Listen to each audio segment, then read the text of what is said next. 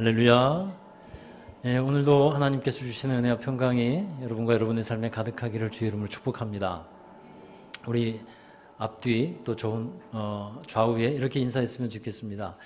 믿음의 길을 가는 당신이 참 아름답습니다. 아멘. 믿음의 길을 갑시다 하는 차원에서 인사드렸습니다. 자, 이제 진짜 8월의 중간 이제이지만 거의 끝나가는 시점이라고 느껴집니다. 날이 벌써 아침 저녁으로 선선한 바람이 부는데 우리가 또 새로운 그러한 시기를 잘 준비하는 그러한 여러분 되시길 바라고요. 자, 오늘 말씀은 빌립보서 2장 말씀에 너희 구원을 이루라 하는 제목으로 말씀을 드리는데 제가 계속해서 빌립보서 말씀을 여러분과 함께 나누려고 합니다. 빌립보서 강해를 통해서 함께 은혜 받으려고 하는데, 자, 여러분, 현대에 들어서 우리 아이들, 우리나라 사람들이 신장이 많이 커졌죠. 신장이 커졌는데 그럼에도 불구하고 점점 더 많아지고 있는 질병이 있는데 그게 뭐냐면 저성장증이라고 하는 거예요. 아이들이 대체적으로 커졌지만 그 반면에 성장이 잘 안 되는 아이들이 점점 많아진다는 겁니다. 저성장증 또는 성조숙증, 이런 것들이 일어나게 돼요.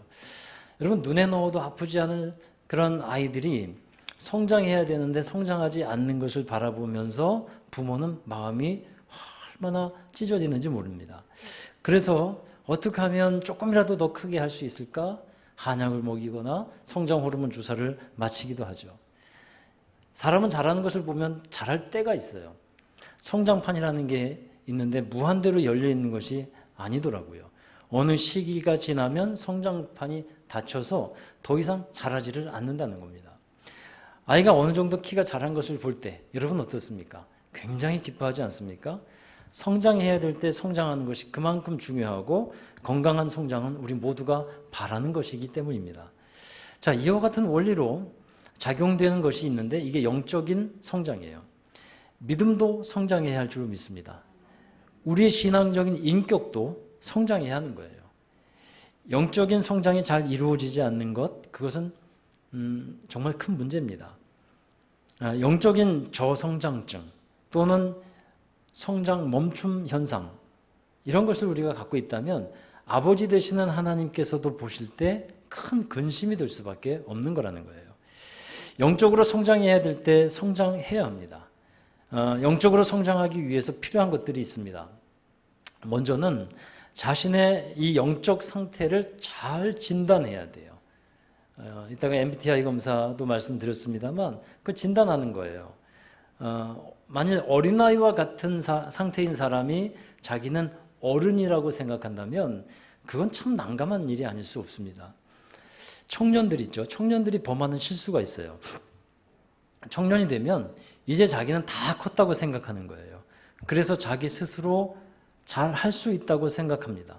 그러다 보니까 다른 사람들의 충고나 권면을 간섭이라고 여기고 거부합니다. 그런데 그 생각이 내 생각이 잘못됐구나 하는 것을 깨달을 때가 와요. 자기 생각이 너무 어린아이 같았고 자기 중심적이었다라고 생각하는 때가 옵니다. 그러면 그 사람은요, 그런 것을 깨달으면 성장할 가능성이 있어요. 아직도 자기는 어린아이임에도 불구하고 자기가 옳다, 자신이 다 컸다고 생각한다면 그건 성장이 안 이루어져요.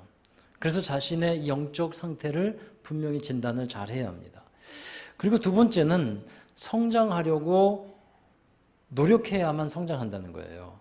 이 신체적으로 성장을 위해서 많은 공을 들이고 먹을 것이나 아니면 운동이나 좋은 것을 섭취하는 노력들을 하듯이 영적인 성장을 위한 노력이 있어야 합니다. 그래서 말씀을 듣고 배우는 일이 필요해요. 알아가는 일이 필요합니다. 그런데 말씀만 많이 듣고 알게 되면 그것으로 끝나면 영적인 비만이나 교만에 걸리게 돼요. 그래서 운동이 필요한 거잖아요. 영적인 운동은 어떻게 할까요? 내게 주어진 말씀을, 그 말씀은 에너지와 같고 원동력과 같습니다. 그것을 적용을 해야 운동이 되는 거예요. 그래서 그럴 때 좋은 성장이 일어나는데 기도를 통해서 말씀을 더욱 자기의 것으로 만들어가고 또 그 말씀을 삶에서 적용하고 실천함으로써 운동이 되어지도록 해야 하는 거예요. 그러면 조금씩 자신의 영적 상태는 건강하게 바뀌어지게 됩니다. 이 영적 성장은 한 번에 쑥 자랄 때가 있지만요, 대부분 시간이 필요해요. 한 번에 확 변했다고 하는 사람들이 있어요. 제가 아주 무서워하는 사람들 중에 하나예요. 확 변했다고 하는 사람들. 여러분, 사실 흔하지 않은 일입니다. 그런 일이 아예 없는 것은 아니겠지만 흔하지 않은 일이에요. 대부분의 사람들은 점진적인 변화가 일어나게 됩니다. 단번에 확 변해버리면 스스로도 그것을 감당하기가 어려운 거예요. 하나님은 조금씩 자라게 하시고 변화되고 성장하게 하시는 분입니다. 다만 사람마다 영적인 성장의 기간에 차이가 있어요. 어떤 사람들은 몇십 년이 걸리는 사람도 있고요. 어떤 사람은 몇 년이 걸리는 사람도 있어요. 상대적이긴 합니다만 신앙인이 정말 의미 있는 성장을 하기 위해서는 상대적입니다만 대개 한 3년 정도의 시간이 필요한 듯해요. 더 짧을 수도 있고 더 길 수도 있겠습니다만 예수님이 제자들을 양육할 때도 3년이라는 시간이 필요했어요. 제자들이 예수님과 함께 지내면서 자신의 마음이 잘못된 것이 무엇인지, 또 자신의 말에 무엇이 잘못되었는지, 어떤 것들이 잘못되었는지를 예수님을 통해서 깨닫게 된다는 거예요. 여러분, 저는 확신하는 게 있습니다. 여러분이 신앙생활을 하시되 인내하면서 3년만이라도 정말 인내하면서 하나님이 인도하시는 대로 잘 따라온다면, 또 교회에서 영적으로 지도하고 안내하는 것을 잘 따라오신다면, 믿음 안에서 살아가신다면 3년 안에 분명히 의미 있는 변화를 경험하게 되리라고 저는 확신하고 믿고 있습니다. 3년 안에 3년 한번 해보시기 바래요. 여러분, 나무나 식물을 심어도 뿌리를 내리는 시간이 필요하잖아요. 인내의 시간이 필요하다는 겁니다. 뿌리를 내리는 기간 동안에는 성장하는 것 같지 않습니다. 열매가 없는 것 같아 보입니다. 이거 잘 안 자란다 생각하고 그렇다고 그걸 뽑아가지고 다른 곳에 심어 보십시오. 또 기다리지 못하고 또 다른 곳에 심어 보십시오. 이게 어리석은 행동이라는 거예요. 그와 같이 우리 신앙생활에서도 인내하면서 기다려야 할 것들이 있어요. 참아 보아야 할 것들이 있다는 겁니다. 그리고 따라와야 할 것들이 있어요.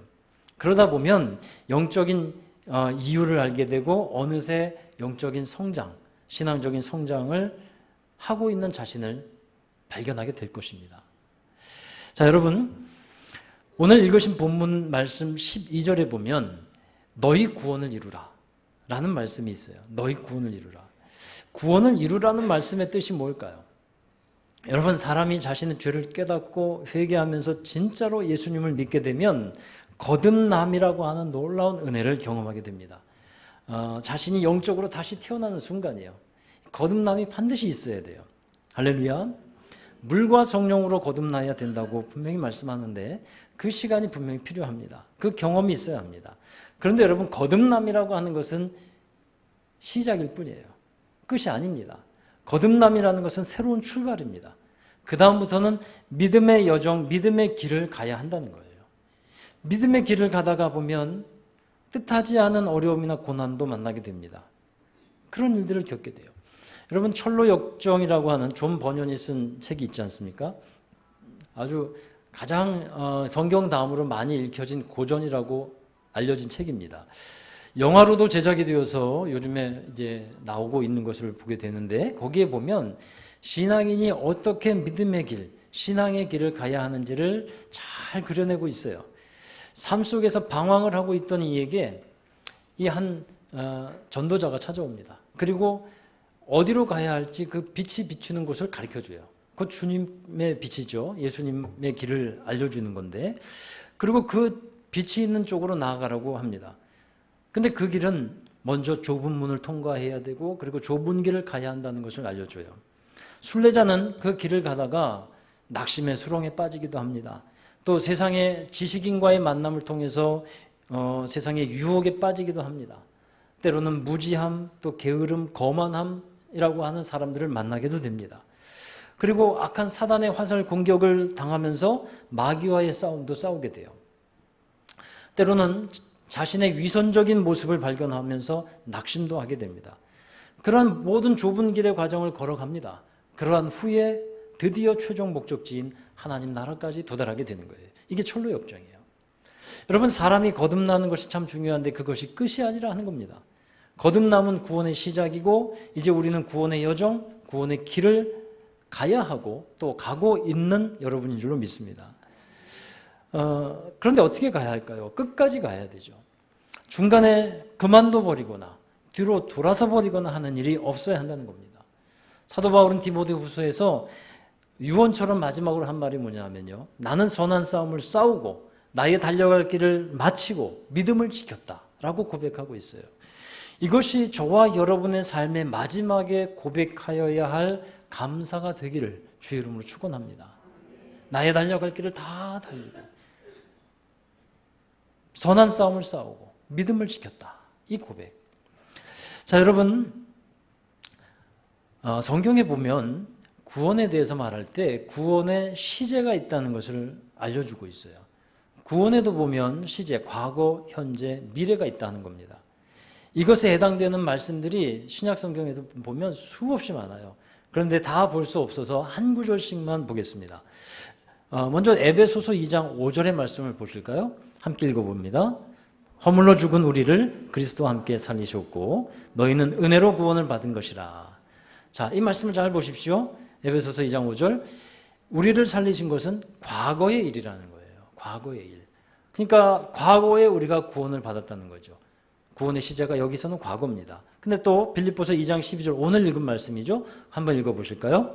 그러므로 나의 사랑하는 자들아 너희가 나 있을 때뿐 아니라 더욱 지금 나 없을 때에도 항상 복종하여 두렵고 떨림으로 너희 구원을 이루라. 너희 구원을 이루라. 현재형이에요. 지금 이루어가고 있는, 어떻게 보면 현재 진행형이에요. 지금이 은혜 받을 만한 때고 구원의 날이라는 겁니다. 구원의 현재형을 말하고 있어요. 자, 그 다음에 데살로니가전서 5장 23절의 말씀 함께 읽습니다. 평강의 하나님이 친히 너희를 온전히 거룩하게 하시고 또 너희의 온 영과 혼과 몸이 우리 주 예수 그리스도께서 강림하실 때에 흠없게 보존되기를 원하노라. 아멘. 이것은 우리의 이 구원이 전 인격적으로 이루어져야 한다는 것을 말씀하고 있는데 이때 구원은 미래적인 것을 말하고 있어요. 장래에 이렇게 되기를 원한다라는. 여러분, 구원의 시제가 과거, 현재, 미래가 있다는 것은 무엇을 말할까요? 구원은 일회적이 아니라는 겁니다. 구원은 계속해서 온전한 것을 향해서 나아가고 달려가야 한다는 것을 말하고 있는 겁니다. 중도에 포기하거나 이만하면 되었다고 하는 안주하는 믿음은 안전하지 않습니다. 구원을 이루라는 것은 또한 이렇게 생각할 수 있어요. 구원에 합당한 삶을 살아가라 하는 거예요.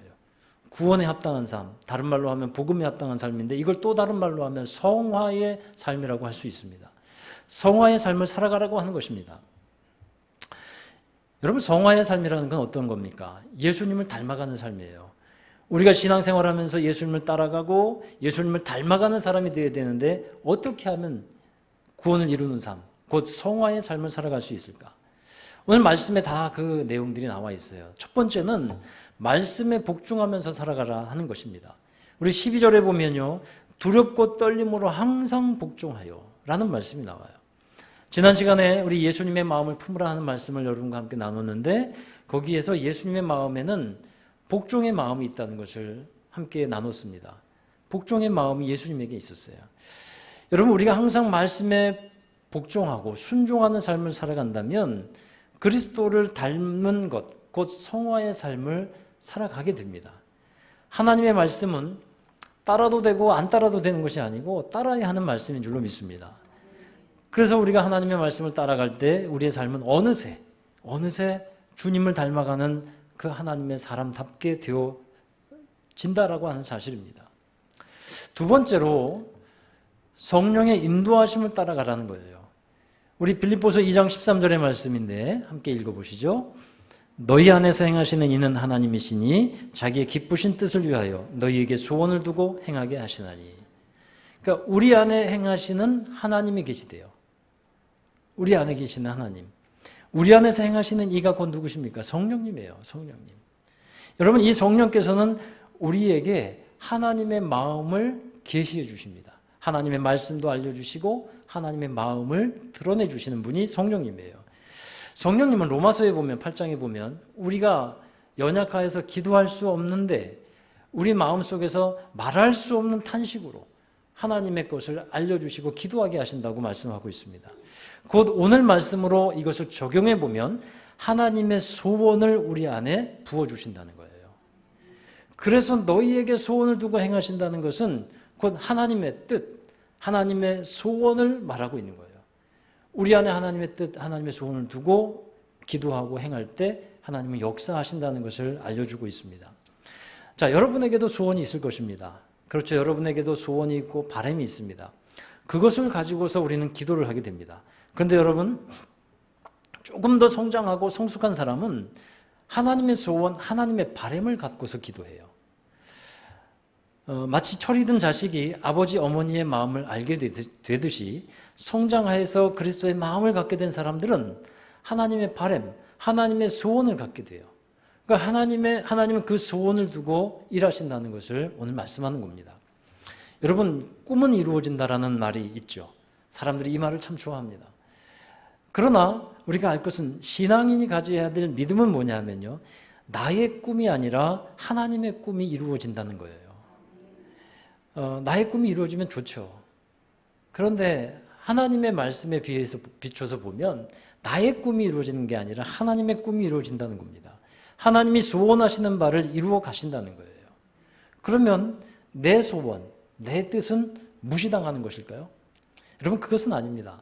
다만 나의 뜻, 나의 소원이 먼저 나 자신을 위한 것이 아니고 하나님을 위한 것에 들어가 있어야 하는 거예요.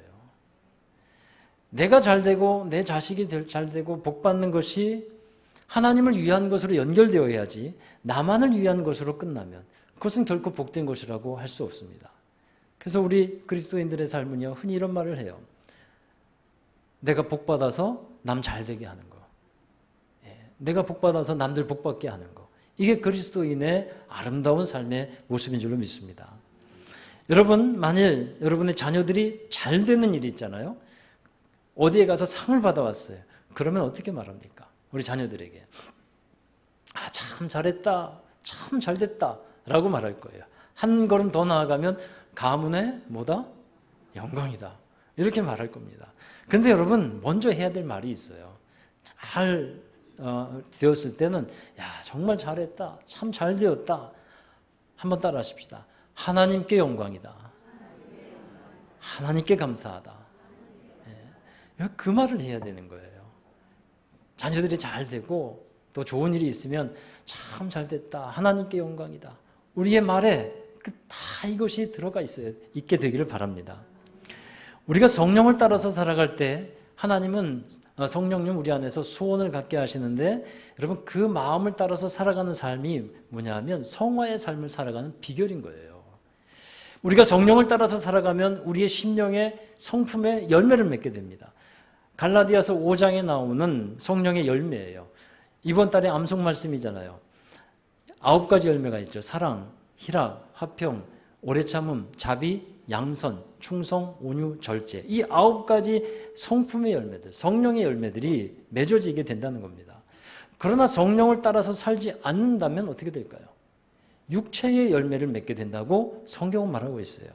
그러면 결국 이제 어떤 말씀이 되냐 하면 빌립보서 2장 14절 그 다음 절의 말씀을 보십시다. 함께 읽어볼까요?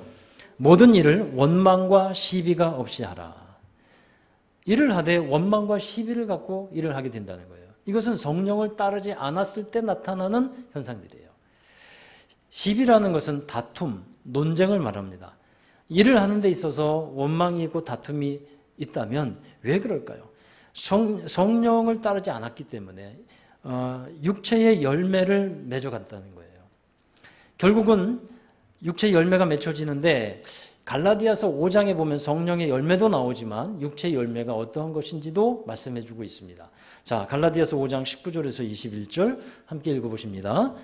육체의 일은 분명하니 곧 음행과 더러운 것과 호색과 우상 숭배와 주술과 원수 맺는 것과 분쟁과 시기와 분냄과 당 짓는 것과 분열함과 이단과 투기와 술 취함과 방탕함과 또 그와 같은 것들이라. 이게 육체의 열매들인 거예요. 우리의 삶에 이런 것들이 혹시 나타난다면 이것은 내가 성령을 따르지 않아서 맺어진 열매구나 라고 여러분들이 들으셔야 합니다. 자, 여러분, 우리가 구원을 이루어가는 삶을 살아가고 있다면 우리에서 나타나고 있어야 하는 열매는 성령의 열매입니다. 그러면 구원을 이루어가야 하는 그 목적은 뭘까요? 구원을 이루는 삶, 성화의 삶을 살아가는 이유가 뭡니까? 그것은 이 세상에 하나님의 빛을 비추기 위함입니다.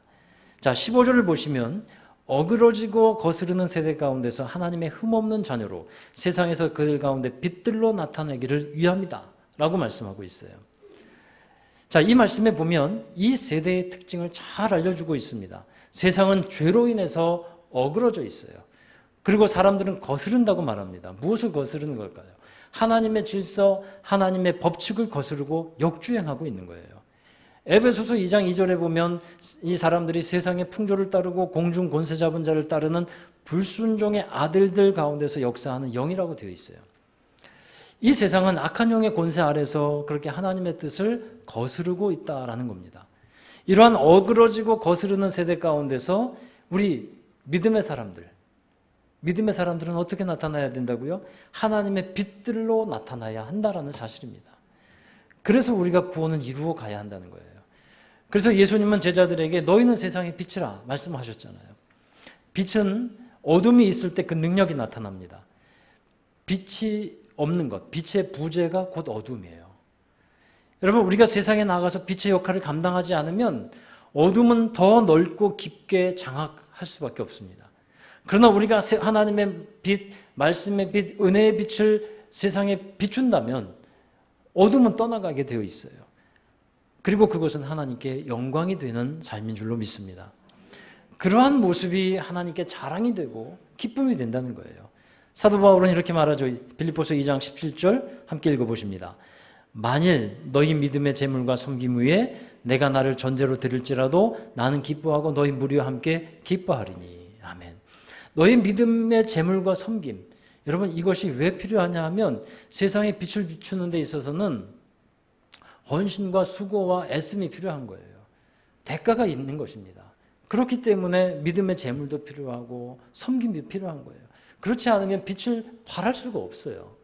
그런데 이렇게 빛을 발하는 삶을 살아간다면 사도 바울도 열심히 그 일을 위해서 애쓰고 있는데 나를 전제로 드릴지라도, 전제라는 것은 구약의 제사법에 이 번제나 소제나 이런 걸 드린 다음에 포도주를 붓는 거예요. 마지막 포도주를 부어서 향기로운 제사로 하나님께 드리는 건데 이것은 무엇을 상징하냐면 자기가 끝까지 정말 마지막 남은 한 방울의 힘이라도 하나님께 헌신하고 다 드린다는 것을 말하고 있어요.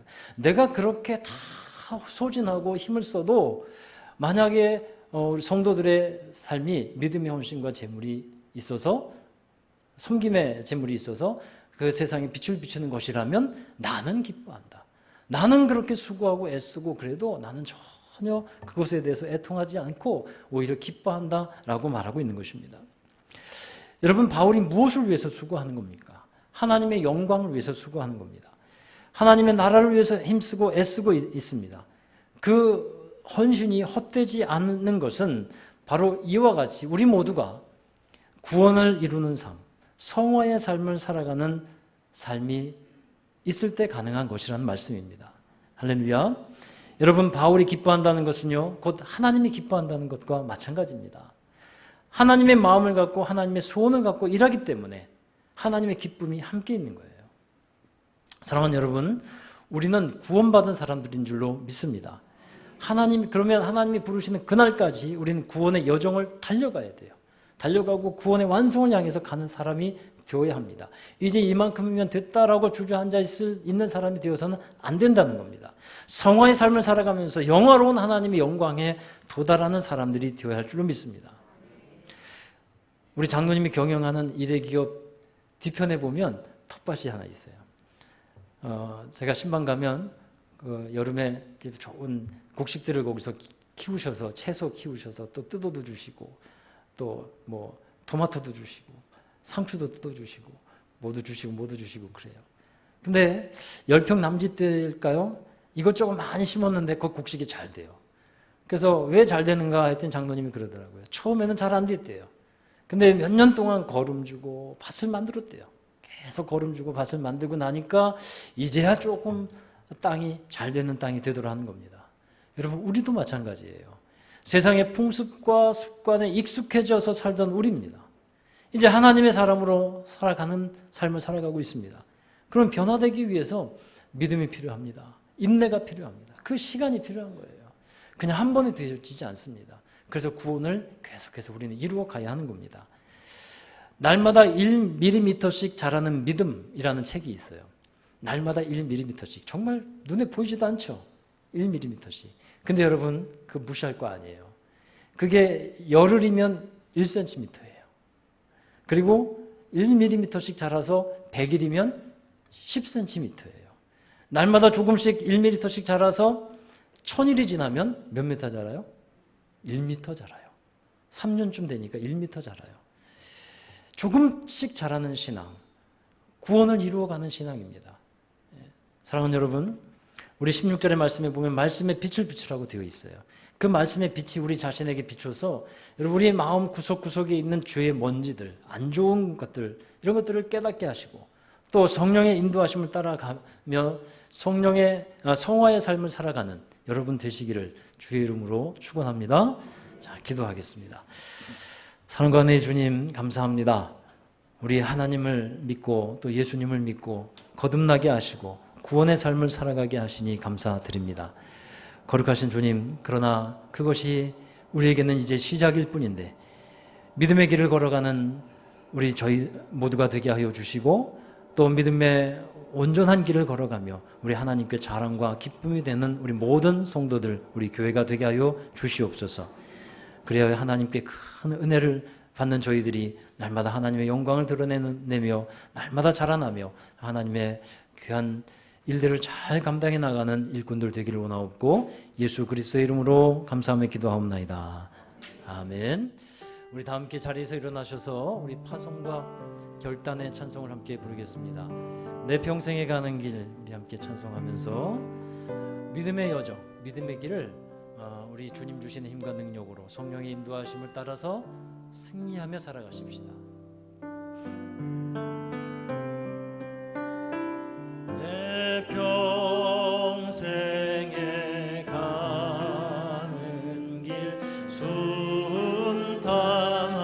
순탄하여 늘 잔잔한 강 같은 지 큰 풍파로 무섭고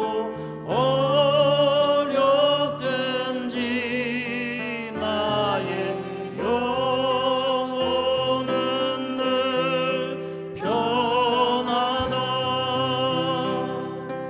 내 영혼 평안해.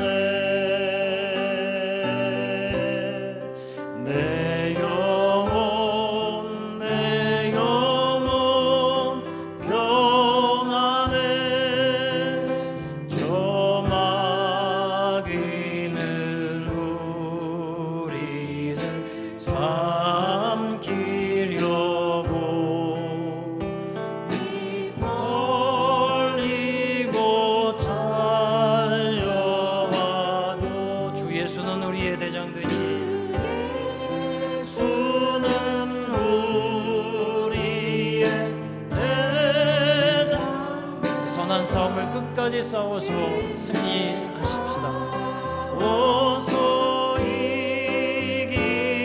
이기리라. 내 영혼 평안해. 내 영혼 평안해. 내 지은 죄 주홍빛 같더라. 우리 주님께 기도하고 아뢰옵니다.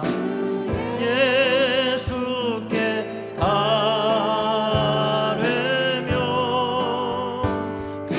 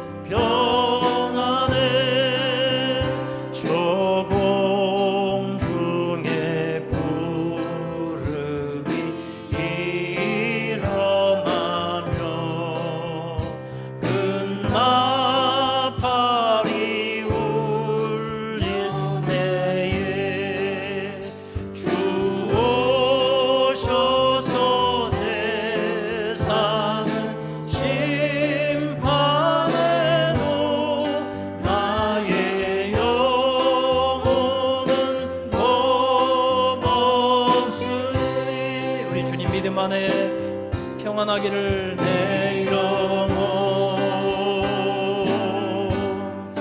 평안해